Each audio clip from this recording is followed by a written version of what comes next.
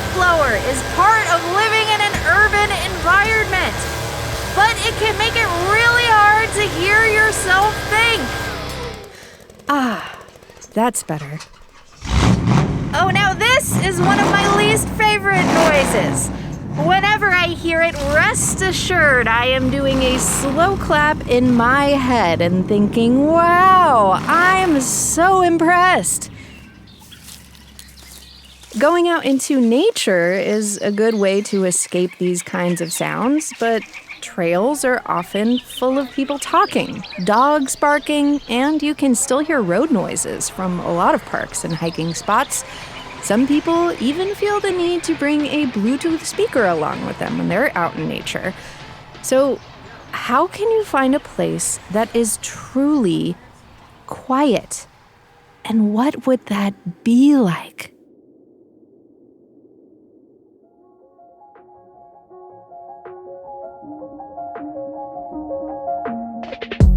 From the Gert Boyle Studio, I'm Jen Chavez, and this is The Evergreen, a podcast from OPB about the place you call home. I'm going to turn this episode over to Ed Yan, the executive producer of Oregon Field Guide. He recently went on a quest to find the quietest place in Oregon. I recommend you listen to this episode on headphones if you can. I live in the Portland area too, and I'm sensitive to some of those common urban sounds that Jen was talking about. Gas-powered leaf blowers are a huge one for me. Those things send my blood pressure through the roof. And if I want to escape some of the noise of the city, one of the places I can go to is Mount Tabor Park. It's built on top of this extinct volcano, and from the summit you can take in this spectacular view of the city. It's also been designated the first urban quiet park in the United States by an organization called Quiet Parks International.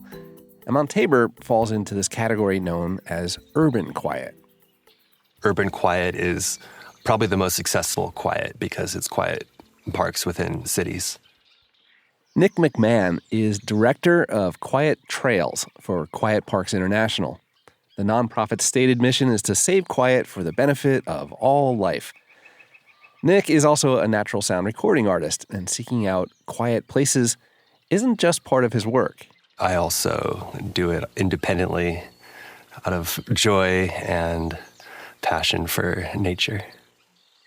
And this interest, I guess, sort of started like listening to small droplets of water under rocks while I was hiking in the Cascades and just finding that sound really fascinating. As someone who records sounds professionally, he's not just listening for quiet, but he's trying to capture it. When I set out to find the quietest place in Oregon for our OPB video series, Oregon Field Guide, he seemed like the perfect guy to bring along. Quiet is, subjective. It's going to be different for everyone. There's a lot of ways to measure it with decibel readers and different tools, but, I think a person who lives on a farm in a quiet community, maybe away from a highway, is going to have a different experience or relationship with quiet than someone who lives in Portland or Seattle. Our third traveling companion was OPB photographer Brandon Swanson. I think that what it looks like will be pretty straightforward. I got a handle on that, but for recording sound at the quietest place, how do you capture an absence of something? Brandon asked great questions, and that's one of the reasons I wanted him to be part of this project. Because when we started out, all we had in hand were 3 points on a map. They were generated by some researchers using computer modeling, and they took into account things like airplane flight paths and proximity to roads, trains, other infrastructure. But no one had ever actually been to these places to measure how quiet they are. 2 of the places were actually locations where the Oregon Field Guide team had been to film for other stories, and I've been there, and I remember how quiet they were. So I was super excited to check out this third location that I'd never been to, located in rural, like way out there, deep southeast Oregon. I'd be willing to bet in the history of humanity, no one has ever camped at that exact spot right there. Right. So we packed up our gear, we hit the road, and we stopped in the small city of Burns to take some readings on our little handheld decibel meter. This thing basically measures sound volume, and it's affected by how close you are to a noise. Standing on the sidewalk in a commercial area, we got decibel readings in the high 60s to low 80s when this huge truck went by. Human conversation is kind of known to be around 60 decibels. Here, that car that just went by was at like 73, which means we have to talk a little louder to be able to hear each other, right? The reading is, I guess, just showing us what we already are experiencing, that having that increased noise and increased need to speak louder, it's going to give us a different kind of relationship with communication. What I learned was that decibels are logarithmic, meaning that each decibel increase is equal to a 10-fold increase in the intensity of the sound. So 20 decibels is 100 times louder than 0 decibels. And if you're thinking, hey, anything multiplied by 0 is 0, well, I don't make the rules. Some scientists out there picked 0, not 1, as the lowest threshold for sound. But anyway, Nick explained that the lowest possible reading that we could probably expect would be about 30 decibels. And at that point, if we breathe, it'll go up a decibel. That would be ideal. That would be a very quiet spot. We made another stop before reaching what we hoped would be the quietest place in Oregon. Nick took us to one of his favorite places to record natural sounds, the Malheur National Wildlife Refuge in eastern Oregon. It's a beautiful, expansive landscape, and it smells great, like all the sagebrush. But we wanted to get to a specific spot that Nick had in mind. Initially, I came here 2 years ago, and it was fascinating sounds, the birds like I'd never heard before. And I think we're starting to hear them picking up again, which is exciting for me to revisit that. But also as the sun gets lower and kind of being able to just take in the whole picture here, it's really, you can kind of hear it settling even between the wind.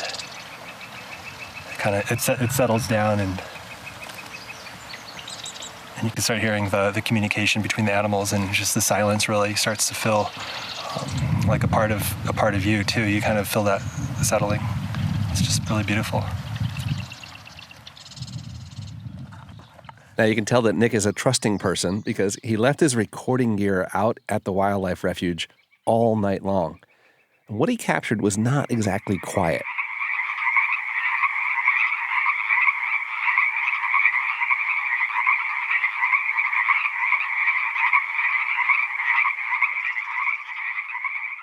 It was incredible to realize just how many sounds there are in a remote area like this, far from the noise of the city. I mean, it's not quiet, but unlike noise that might be equal in volume in the city, the noise out here is something that settles the soul, unlike, say, my nemesis, the leaf blower. Our photographer, Brandon, put it this way. It's crazy how once you start consciously paying attention to sound, how pervasive it is. Yeah. And I can't help but think that we just weren't wired to handle the constant cacophony that we're subject to in everyday life, you know? Coming up after a break, we'll hear what it sounds like at that spot on the map that could just be the quietest place in Oregon.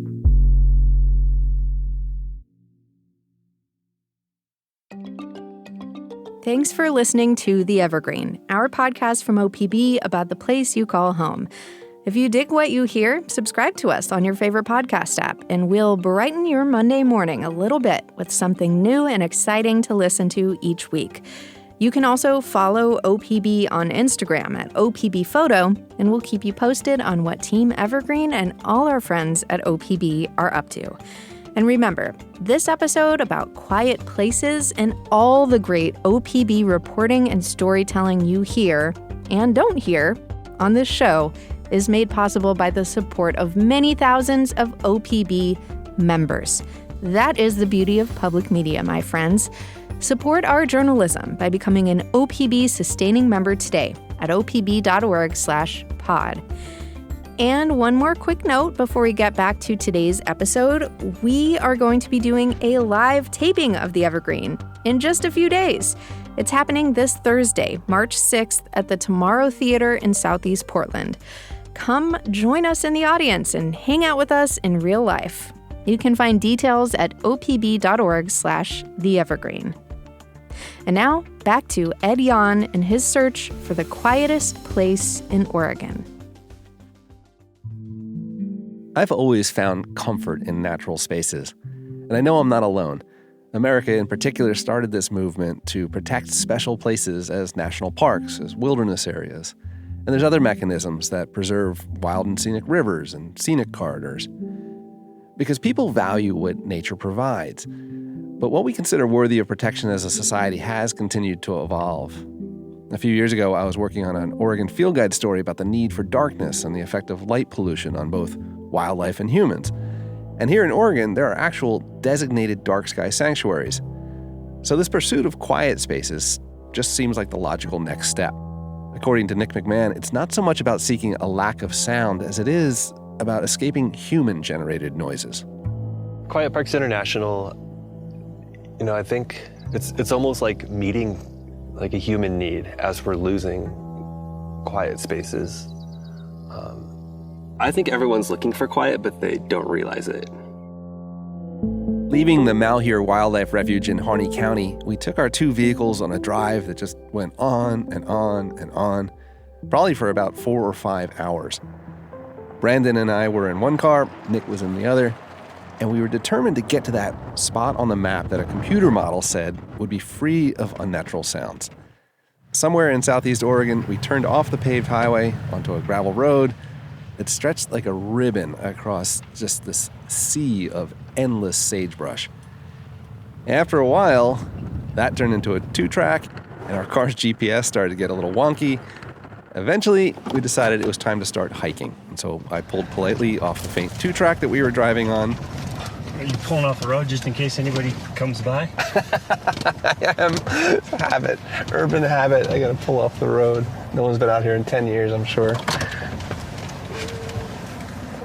The only traffic we'd run into for quite a while was a herd of cattle that took their sweet time getting off the road. Come on, sirloin. Giddy up. We walked for about a quarter mile until our handheld GPS told us that we'd reached it. This is it. Oh, nice. Right here. Sweet. Hey. This is the quietest spot in Oregon. All right. This is the spot. I wouldn't be able to argue. It's pretty nice.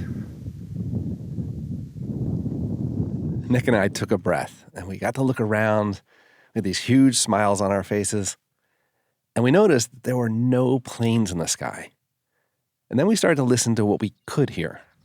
You can hear the wind off in the sage, and that's the coolest thing. I don't know if I've actually heard that like I'm hearing it here. So I almost feel like recording the wind in that context is like the unique thing that I'm hearing right now. And then you can feel it coming now. Now it's hitting us.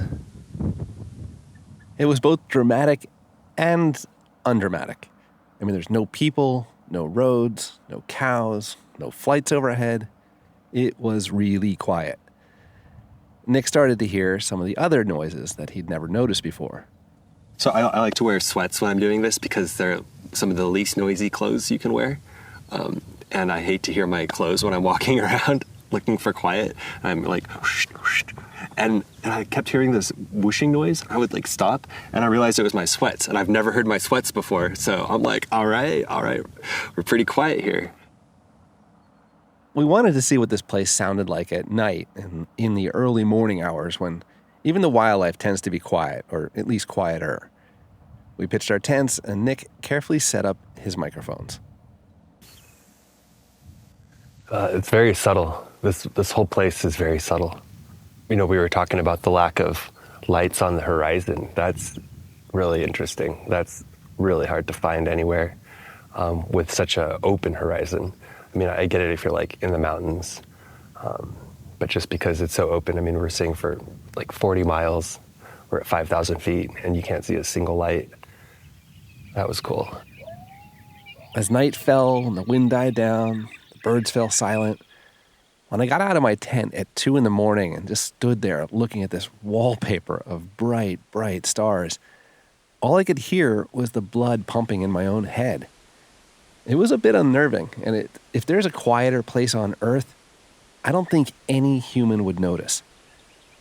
What does that sound like on Nick's microphone? Well, like this.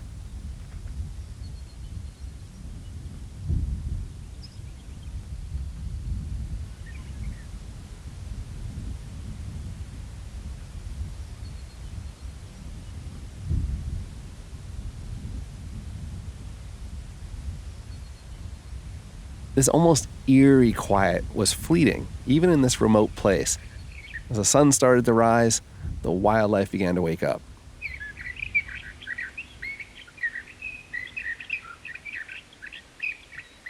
It's flat here. It's quiet. The sound is very stable. We don't have like big rises and falls. There's something like really stable about this environment. For me, waking up in this place felt amazing. As the birds quieted down and it started to get warmer, that almost unsettling quiet returned. Our off-the-shelf decibel meter was reading about 30, which, if you recall, was the lowest that Nick thought we'd get. I think this is probably the quietest place I've been. It's almost a sensory deprivation type of quiet. Like, I would say it's impressive quiet or like intense quiet. It's almost like the birds are keeping us from losing our minds. I savored this time in the desert because it's so rare. Noise is just so present in our lives that we get used to it and we don't even realize what we're missing. And what we're missing is what the entire planet used to sound like before the introduction of so much man-made, mechanical, technological noise. Not that all that stuff is bad, but knowing that with a little effort, you can still find silence and peace. That's everything to me.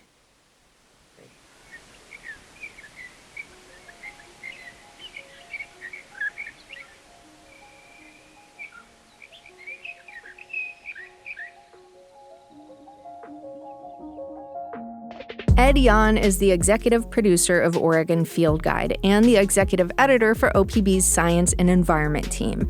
You can see the video he and Brandon Swanson made about the quietest place in Oregon at opb.org. And if you want to hear about a spot in the Pacific Northwest that just might be the quietest place on Earth, we have a link in our show notes to an episode of The Wild from our friends at the public radio station KUOW. Check it out. Thank you for listening to our podcast from OPB, The Evergreen. Julie Sabatier and Sage Van Wing produced this episode, and our technical director is Stephen Cray. The OPB podcast team also includes Mia Estrada and Ed Yon, and Brandon Swanson did the interviews you heard. The music in this episode is from Audio Network. If you have a question for us, please reach out. Email theevergreen@opb.org. I'm Jen Chavez. Catch you later.